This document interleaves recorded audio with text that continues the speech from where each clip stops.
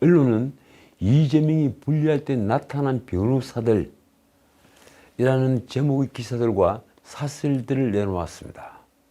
이재명보다 먼저 기소된 이재명 측근들의 변호인이 피고인의 이익이나 의사와 맞서는 일들이 벌어지면서, 말하자면 이재명 측근을 변호하면서 그 측근보다는 이재명을 위해서 그 측근의 이익이나 의사와 맞서는 일들이 벌어지면서 웃지 못할 일들이 벌어졌습니다. 측근들의 진술이 이재명의 혐의에 결정적인 증거가 될 수 있는 국면에서 이재명과 인연이 있는 변호사들이 변호에 나서면서 감시용 변호사 논란이 일고 있는 것입니다. 피고인을 위한 변호사가 아니라 피고인을 감시하기 위한 감시용 변호사다. 참 놀랄 일입니다. 지난 8월 8일 바로 이틀 전 수원지법에서 열린 이화영의 대북 송금 사건 공판이 그렇습니다. 다들 이 재판을 주목을 했죠. 사회부 기자뿐 아니라 정치부 기자들도 몰려갔습니다. 과연 이화영은 어떻게 말을 할 것인가? 이 재판은 이화영이 검찰에서 한 진술, 이재명 경기도지사에게 방북비용 300만 달러를 상방울 김성태가 제공하기로 했다고 구두로 보고했다. 그러니까 이재명이 알고 있었다. 대북 송금 사실을 알고 있었다. 이런 취지의 진술이 담겨 있는 이화영의 진술 조서를 증거로 채택하는데 동의할지가 초미의 관심사였습니다. 이 돈을 이재명을 위해 제공한 뇌물로 볼 수 있기 때문입니다. 그런데 그동안 이화영을 변론을 해온 법무법인 해광 서민석 변호사가 아니라 참관인 역할만 해왔던 민변 회장 출신인 법무법인 덕수 김명태 변호사가 홀로 변호인석에 앉아 있었습니다. 해광의 변호사는 이화영의 처가 해임을 해버렸죠. 김명태는 2020년 이재명의 공직선거법 위반 사건 상고심에 변호사로 이름을 올렸던 변호사입니다. 이른바 변호사비 대납 의혹 사건의 주역이죠. 그런데 피고인과 의사를 조율하겠다며 휴정을 요청했던 김명태는 피고인을 만나고 다시 돌아와서는 검찰의 회유와 압박에 의한 이화영의 검찰 피의자 신문조서는 증거 능력이 없다. 이런 취지의 의견서 등을 재판부에 제출하고는 법정을 나가버렸습니다. 형사소송법상 구속 피고인에 대한 재판을 변호인 없이 진행할 수는 없기 때문에 재판은 증거 부동의로 끝날 뻔했습니다. 그러니까 아까 말씀드린 이화영의 그 진술이 담긴 진술조서, 그걸 증거로 하는데 김명태가 이건 검찰의 회유와 압박에 의한 것이다. 이렇게 해서 부동의하겠다 서류를 내놓고 퇴정을 해버렸으니까 그 증거 부동의로 결론이 날 뻔했던 겁니다. 그런데 김명태가 떠난 후에 재판장은 김명태가 낸 의견서를 읽어봤는지 이화영에게 물었습니다. 그래서 이화영은 못 읽어봤다고 진술을 했습니다. 그러면서 이화영이 한 말입니다. 내가 유령이냐? 40년 동안 이런 재판은 처음 봤다. 결국 언론은 김명태의 좌충우돌은 무의미한 소동으로 끝났다고 썼습니다. 이날 해프닝은 이화영의 아내 백모가 이화영을 향해 정신 차리라면서 법무법인 해광 서민석 변호사에 대한 해임 신고서를 제출하고 이화영은 내 의견이 아니다라며 이를 번복하면서 공진이 됐던 재판이 속개되면서 벌어진 것이었습니다. 언론은 피고인보다 이재명과 가까운 변호인들의 무리수는 이전에도 있었다고 보도했습니다. 민주당 부대변인 출신이죠. 이 현근택 변호사는 뒤늦게 변호인단에 합류를 했는데 수사 재판 내용을 불법적으로 빼돌려서 민주당에 보고를 했다는 의혹을 받고 있습니다. 검찰이 수사를 하고 있죠. 지난 3월 19일 이재명이 전 삼성그룹 비서실장의 정인신문조서 일부를 페이스북에 올린 사실이 있죠. 그 직후에 그 유출 경로가 현근택으로 지목이 됐습니다. 현근택은 현재 수원지검에서 그 일로 조사를 받고 있습니다. 어쨌든 김명태 변호사가 이화영의 의사를 확인하지도 않고 독단적으로 재판부 기피 신청서를 낸 일은 정말 놀랄 일입니다. 현행법상 변호인은 피고인 의사에 반하지 않는 때에만 재판부 기피 신청을 할 수 있습니다. 재판부는 변호인이 퇴정한 뒤에 이화영의 뜻을 확인해서 결국 재판부 기피 신청이 철회됐습니다. 어쨌든 이화영이 300만 달러 방북 비용을 상방울이 대납했다는 것을 이재명에게 보고했다, 이렇게 진술한 것이 증거로 채택이 된다면 이재명은 뇌물 혐의를 피할 수 없게 됩니다. 그래서 이제 재판정에서 온갖 회개한 일들이 연이어 벌어지고 있는 것입니다. 결국 이날 김영태 변호사의 퇴장으로 예정됐던 정인신문은 모두 취소됐습니다. 이런 재판 파행이 벌써 한 달가량 이어지고 있습니다. 이런데도 민주당 의원들은 검찰청사에서 연좌 시위를 벌이기도 했습니다. 박범계를 비롯한 국회의원들 4분이 몰려갔죠. 한동훈 법무장관은 마피아 영화에 나오는 사법 방해라고 했습니다. 앞으로 여야 관계는 더욱 긴박하게 돌아가게 됐습니다. 이재명의 검찰 소환 조사가 8월 17일로 결정이 됐기 때문입니다. 아마도 검찰은 이재명 조사 때 지금까지 누구도 어느 언론도 예상을 하지 못한 증거를 들이밀 것입니다. 그게 스모킹 건일지 아닐지는 모르겠지만 말입니다. 왜 그럴까요? 검찰이 공범이자 핵심 증인인 김인섭은 물론 이재명의 최측근이라고 하는 정진상까지 한때 신병을 확보했기 때문입니다. 신병을 확보했다는 말은 무슨 말입니까? 언제든 불러서 조사를 했다, 이 얘기입니다. 게다가 백인동 개발 비리는 다들 아시다시피 언론이 경쟁적으로 추적을 해봤기 때문에 관련 증거는 이미 노출될 대로 노출이 됐습니다. 이재명은 자신에 대한 백인동 개발 비리 수사가 정권의 무능을 감추기 위한 정치 수사라고 생각한다, 이렇게 치고 나왔죠. 이번에도 똑같은 얘기를 했습니다. 그동안 수사 과정과 이미 드러난 사실관계를 잘 아는 국민은 그런 말에는 이제 더 속지를 않습니다. 정확히 말씀드리자면 동의를 하지 않는다는 것입니다. 이재명은 없는 죄를 만들어 뒤집어 씌우려 하는 것이 가장 큰 국가폭력이라며 윤석열 정부를 향해 맹공을 퍼붓고 있는데 그 말은 제게는 이제 공각이 들릴 뿐입니다. 자, 검찰이 소환 조사가 끝나면 어떤 절차가 남아있을까요?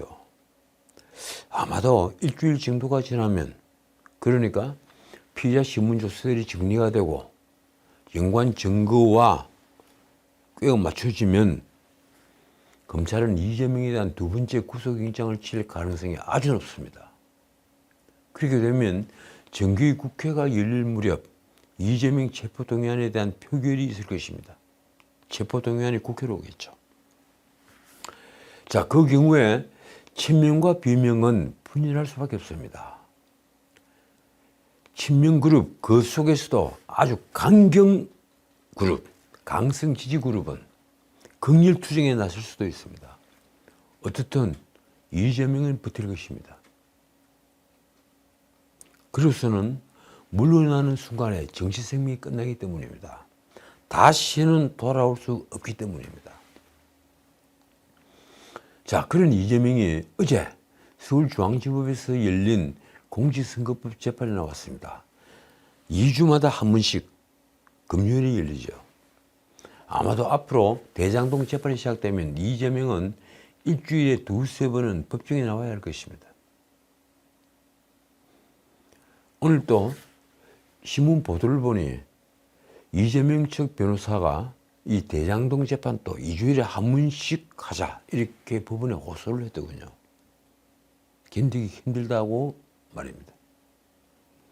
그런데 생각해 보십시오.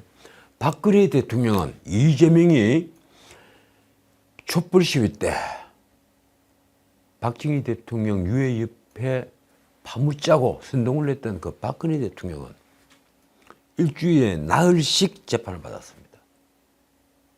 만인 환시리에 밤늦도록 꼼짝하지 못하고 재판을 받은 겁니다.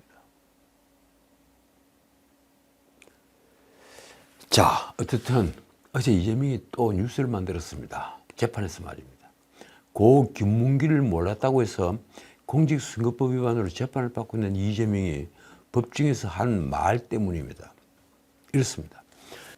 고 김문기 씨는 자신을 잘 알지만 정치인인 자신은 김문기를 잘 알지 못했다. 이걸 말하기 위해서 이런 얘기를 한 겁니다. 이재명은 어제 정인으로 나온 자신의 최측근 김용을 직접 신문했습니다. 이재명은 정인 김용에게 정치하는 사람은 이름과 얼굴을 알리는 것이 제일 중요한데 저는 2006년 선거부터 성남 전역에 기회될 때마다 나가서 명함을 거의 70만 장에서 80만 장을 돌렸다며 이렇게 말했습니다. 누군가 제 명함을 가지고 있다고 해서 그 사람하고 관계가 있다고 보기 어렵다. 그 뒤에 덧붙인 말이 또 이렇습니다. 너무 많이 접촉하니까 상대는 기억해도 자신은 기억하지 못하는 경우가 너무 많아. 제일 곤란한 경우가 저 아시죠? 저 아시죠란 말이 제일 곤란한 말이다 이겁니다. 그런데 김문기 씨를 그런 분들과 그런 보통 사람들에게 비유를 한다는 겁니까? 대장동 사건의 실무자인데 그래서 자신에게 보고를 하고 결재를 맡고 심지어 토론까지도 하고 호주에도 같이 갔다 오고 골프도 함께 치고 요트도 함께 탄 골프를 칠 때 카트차를 직접 몰아준 그 김문기를 그런 명함이나 받은 일반인과 같이 취급을 하는 것입니까? 다시 묻겠습니다. 그렇다면 대장동 실무를 맡았던 김문기 같은 경우도 자신은 잘 기억조차 할 수 없었다는 겁니까? 다시 이재명의 말이 이렇습니다. 행사에서 보거나 밥을 같이 먹었다고 하더라도 기억이 안 나 안면 인식 장애라고 비난받기도 한다. 자, 무서운 말이 나왔습니다. 안면 인식 장애. 마침내 이 안면 인식 장애라는 질병까지 거론하니 정말 놀라운 자기 변호입니다. 최측근이라는 김용은 자신이 썼다는 자필 확인서를 통해 성남시장 때는 김문기를 알지 못했다는 이재명의 주장을 뒷받침했습니다. 이것도 참 놀라운 일입니다. 자필 확인서의 표현이 이렇습니다. 본인은 2018년에서 2019년 경기도 대변인으로 재직하던 중에 이재명 지사님께 김문기 팀장의 연락처를 알려드린 바 이를 확인합니다.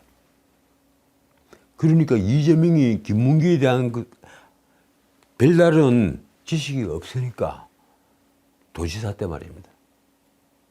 자신이 부득이하게 김문기의 연락처를 알아서 제공을 해줬다. 이를 확인한다. 이런 확인서입니다.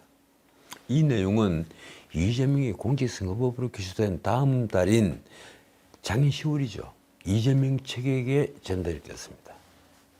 여러분들은 이 내용을 믿으십니까? 김용은 이재명이 2018년 12월 공직선거법 위반 혐의, 그러니까 대장동 개발업적 과장 등으로 기소가 된 뒤에 도지사 집무실에서 대장동 실무를 잘 아는 사람이 있느냐고 물어 김문기 번호를 알려준 것이라며 이재명이 먼저 김문기 팀장의 연락처를 가지고 있느냐고 한 것은 아니었다고 설명했습니다. 대장동 실무자라고 말했을 뿐이지 김문기 이름을 대지 못했다는 겁니다. 이재명이 경기지사 재직 때까지 김문기의 연락처를 몰랐다는 것이니 결국 성남시장 때 김문기를 알았다는 검찰 주장을 반박을 하는 내용입니다. 그러나 검찰은 이재명이 김문기를 모른다는 발언으로 논란이 커진 2021년 12월에는 가만히 있다가 뒤늦게 김용의 자필 확인서를 제출한 것으로 사후 말 맞추기를 한 것이라는 취지로 맞섰습니다. 한편 검찰과 김용은 대선 직전에 김문기 씨의 유족을 회유한 의혹을 받는 이우종 전 경기 아트센터 사장에게 걸려온 전화번호의 정체를 두고도 신경전을 벌였습니다. 지난해 1월이죠. 이우종이 만나자는 취지로 고 김문기 씨의 아들과 통화를 한 직후에 이우종에게 걸려온 이 전화는 끝번호 4자리가 이재명의 업무용 휴대전화 번호와 일치한다는 것입니다. 이재명의 번호일 가능성이 굉장히 높다, 이 얘기입니다. 검찰은 김용, 이우종 두 사람이 통화 내역이 많다는 점에 주목해 유가족에 대한 회유 작업이 김용 또는 이재명에게 보고된 게 아니냐고 지적했습니다. 그래서 김용의 답이 이렇습니다. 이우종과 자주 통화한 것은 맞지만 유족과 관련한 내용은 기억하지 못한다. 자, 그런데 이 정자동 호텔 개발 특혜 의혹을 수사 중인 검찰이 이재명이 과거 성남시장으로 재직 시절에 이재명과 정진상의 전화번호를 확보한 것으로 10일 파기됐습니다. 이 수사는 지금 수원지검 성남지청에서 하고 있죠. 성남지청은 최근 성남시청을 통해 2010년 7월부터 2018년 3월까지 이재명과 정진상이 성남시장과 정책 비서관으로 있던 시절에 썼던 공용 휴대전화 대수와 번호를 확인했습니다. 당시 이재명이 썼던 회선은 3개입니다. 전화번호가 3개입니다. 그리고 휴대전화는 6대. 그러니까 번호 하나당 거의 2개씩 전화를 연결해서 썼다는 얘기입니다. 이것도 사실 불법이죠. 정진상은 5개 회선에 휴대전화 7대를 사용을 했습니다. 검찰은 통신사에 통신자료 조회를 할 수도 있지만 1년이 지나면 통화 내역 확인이 어려운 상황이라 일단 전화번호를 확보한 것으로 보입니다. 왜 한 사람이 전화번호를 2개면 또 모르겠는데 3개, 5개 이렇게 갖고 있는 걸까요? 성남시 측에서도 이재명과 정진상이 다수의 휴대전화와 회선을 사용한 것에 대해 의문을 드러냈습니다. 휴대전화를 6대, 7대씩 바꿔서 쓰는 것은 일반적인 일이 아니기 때문이죠. 검찰은 이미 지난 6월 유동규 전 성남도시개발공사 기획본부장을 불러 정진상이 정자동 호텔 시행사 최대 주주인 황모 대표에게 연구 용역 등을 챙겨주라고 지시했다는 취지의 진술을 확보했습니다. 정자동 호텔 개발 특혜 의혹은 2015년 성남시 분당구 정자동에 관광호텔을 짓는 과정에서 시행사가 성남시로부터 용도 변경, 부지 대부료 감면 등의 혜택을 받았다는 내용입니다. 지금 성남에 있는 힐튼 호텔입니다. 자, 오늘은 여기까지입니다. 어제 방송을 마친 뒤에 재미있는 뉴스가 떴죠. 정진석 전 국회부장에게 징역 6월이 선고됐다. 노무현 부부 명예를 훼손한 혐의로 징역 6개월이 선고가 됐다. 이 뉴스입니다. 이 사건은 벌금형으로 약식 기소된 사건인데 정식 재판에 넘겨 징역형을 선고한 것입니다. 주인공은 서울중앙지법 형사 5단독 박병곤 판사. 박 판사는 노무현에 대한 사자 명예훼손과 권양숙에 대한 정보통신망법상 명예훼손 혐의로 기소된 정진석에 대해 징역형을 선택을 했습니다. 정진석이 지난 2017년 9월 페이스북에 노 전 대통령 부부가 부부싸움 끝에 아내인 권양숙 여사는 가출을 했고 노 전 대통령은 혼자 남아있다가 스스로 목숨을 끊었다는 내용의 글을 올린 것이 바로 범죄 내용입니다. 당시 박원순 시장이 이명박 전 대통령을 국정원법 위반 등으로 고소를 했죠. 그래서 정치보복은 이명박 전 대통령이 노무현 전 대통령에 가한 것이라고 주장을 했습니다.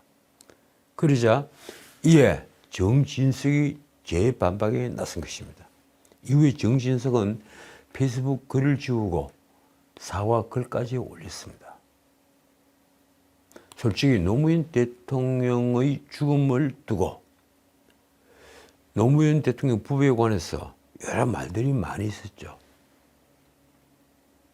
제가 들은 얘기만 하더라도 적어도 서너 종류는 됩니다. 근데 그 중에 하나를 정진석이 페이스북에 쓴 것인데 그것이 사자명예훼손,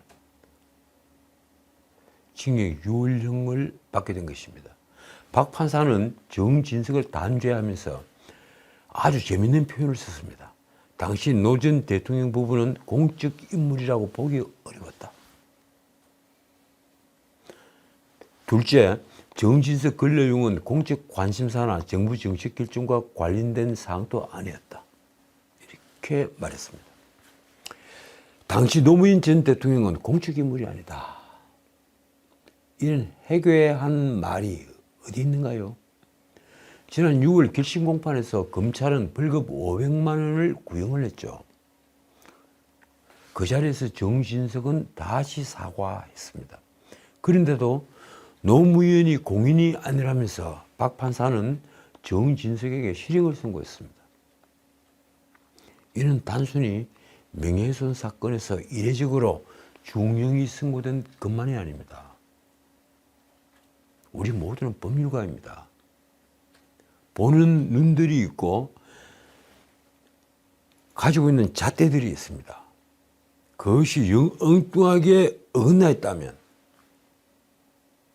그리고 그 어긋난 잣대를 가진 분이 판사라면 어떤 일이 벌어질까요?